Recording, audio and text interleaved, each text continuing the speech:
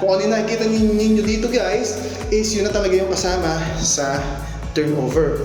Ito yung maganda, naabutan natin itong version ng Townhouse 93 na to na raw. What can you expect on a turnover version of ito na yun? Okay, dadating yung time, lalagyan nila to ng mga design, mga gamit-gamit sa, and you can expect a much more greater version of this. Pero, yun na nga, mas gusto ko makita nyo ng raw o beer pa itong bahay na to.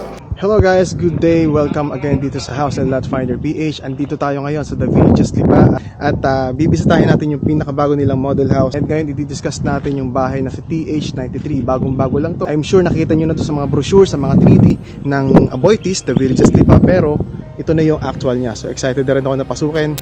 Sa mga hindi pa nakasubscribe sa YouTube channel namin, please do subscribe para makakita pa kayo ng mga ganitong klaseng videos at masuportahan nyo rin kami. So my name is Justin Rieta and welcome to House and Lot Finder PH.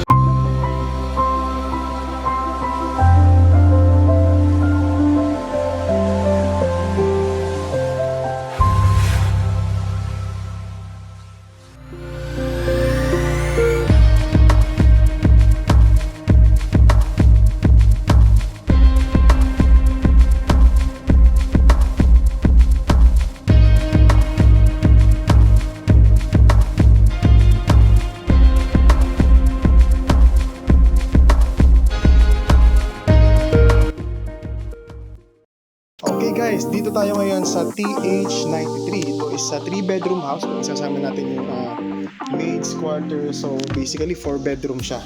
At meron siya 2 toilet and bath. Samahan niyo ako na tingnan yung loob ng bahay na to. Tara! Dito pa lang sa porch, meron tayong ceramic style or parang stone design gray na nagkakameron ng accent do sa design ng bahay, which is earth colors. Ito yung nagustuhan ko dito sa The Villages Lipa. Ito yung mga uso na kulay ngayon sa mga kwarto ng mga kabataan natin, mga millennials. So ito yung mga minimalist style. Ito yung kulay na hindi masyadong bright, pero ito yung mga patok ngayong 2023. The first time ko nakakita ng townhouse na 3 floors at ganito kalaki. Pakita ko sa inyo mamaya, nakasya ang 3 sedan, 2 SUV, medyo luwag pa nga. Okay, so tara, samahan nyo ako dito. So yung makikita nyo dito is, what you see is what you get.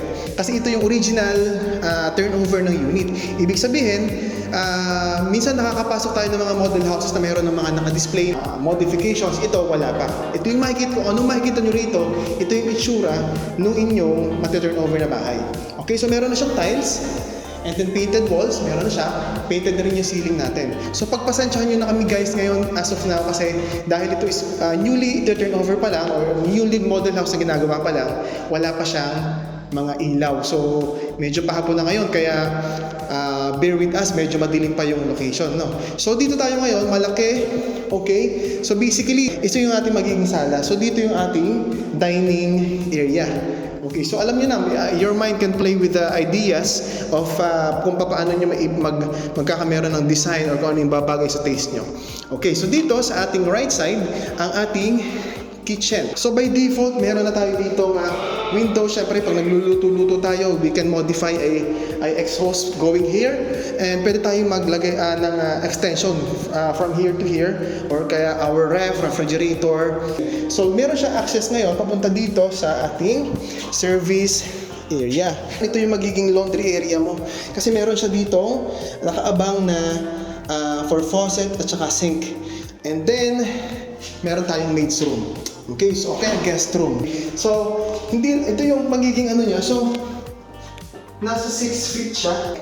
And then, ito yung pinaka-kwarto or kama ng yung guest or yung maid, friends, right?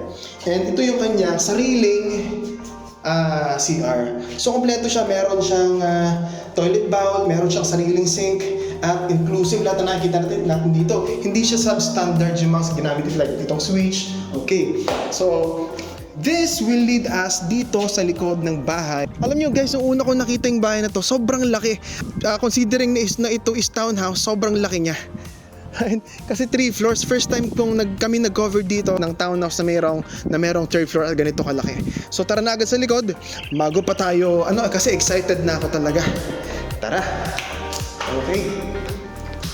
So once again, dito sa House and Lot Finder PH, if you have hindi pa kayo nakasubscribe, please do para masuportahan nyo kami. Sunod-sunod na to, no?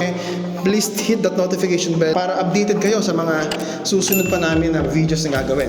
So napansin ko dito na i-incorporate na nila yung concern ng mga unang kumuha ng bahay dito sa Villages Lipa na medyo steep or maliit yung stepping nung winding na siya. So ngayon okay na. To be honest, malaki akong tao pero kasyang-kasya na Okay na yung landing area niya, balance na siya. Kasi mahalaga sa atin safety Sa railings natin, meron tayo ditong wooden and bar steels. Yan. Meron tayo ditong yan. Okay, dito muna tayo sa first bedroom.